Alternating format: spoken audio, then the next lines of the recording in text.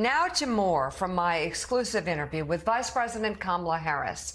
I asked her about who she thinks Donald Trump will select as his running mate and what President Biden will set out to accomplish in this week's debate. Take a listen.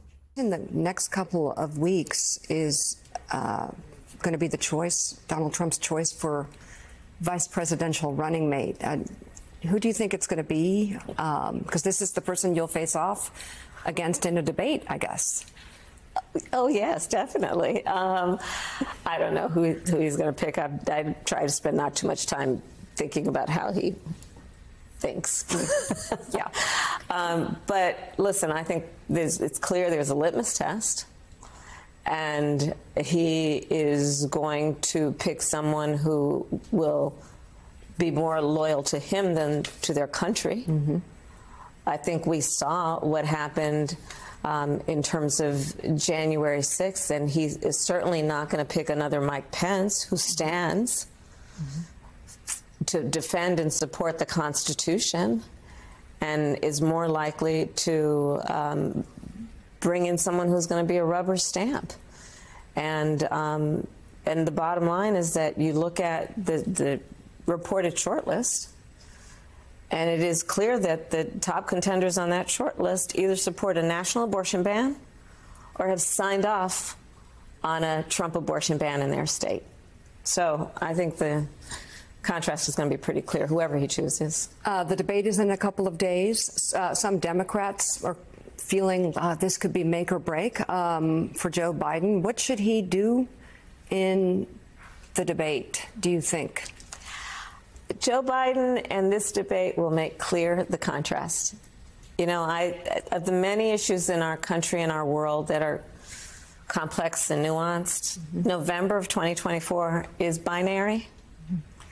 And when you look at the difference, I would ask people to really imagine what the world will be like on January 20th, 2025. On the one hand, you have Joe Biden, who has spent his life and career fighting for the well-being of other people, including health care. On the other hand, you have the former president who spent full time when he was president trying to get rid of the Affordable Care Act, which, if he is successful as president again, would mean over 100 million people would be stripped of health care coverage. You have, on the one hand, Joe Biden, who under his leadership, bipartisan support for the first meaningful gun safety legislation in 30 years.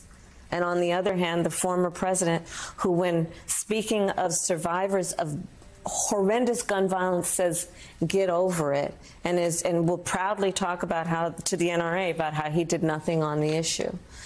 And I could go on and on. I think that the debate is going to make clear the contrast between our president, the current president, who works on behalf of the American people, fights for the American people, and the former president, who pretty much spends full time fighting for himself. So let's talk about that contrast. President Biden and you have both warned that democracy is at stake in this election. Yeah. That if Trump wins the second term, women's rights will continue to be decimated. That international alliances will be frayed, that's to say the least, that your work, rebuilding the middle class, will be destroyed, that rights for minorities will be rolled back. If the contrast is so obvious, what's going on? Why does it poll so closely? Why is the race so close? These races are always close. It's the election of the President of the United States. And everyone in an election for President of the United States will critically examine all of the issues and make a decision. But at the end of the day, we're going to win. We're going to win. You're confident? It's not going to be easy, and we're going to win. And I will point to, just look at what happened in the midterms, for example. Many talked about the red wave. I would call it a red drip. Yeah. You look at where the American people were in so-called red states and so-called blue states. Every time this issue of abortion was on the ballot, the people voted for freedom. That's who the American people are, right? We have our differences, but the American people believe in the integrity of our country and our values, which include that we protect and fight for individual freedoms and liberties. And so I do believe that the contrast is clear, and in November it will be stark. Donald Trump says he connects with black voters, now especially because of his felony conviction. I got indicted a second time, and a third time, and a fourth time. And a lot of people said that that's why the black people like me, because they have been hurt so badly and discriminated against. He also says that he's not a racist because he has a lot of black friends. Yeah. Your thoughts? Well, on the first point, as connected to the second point, it's insulting. Yeah.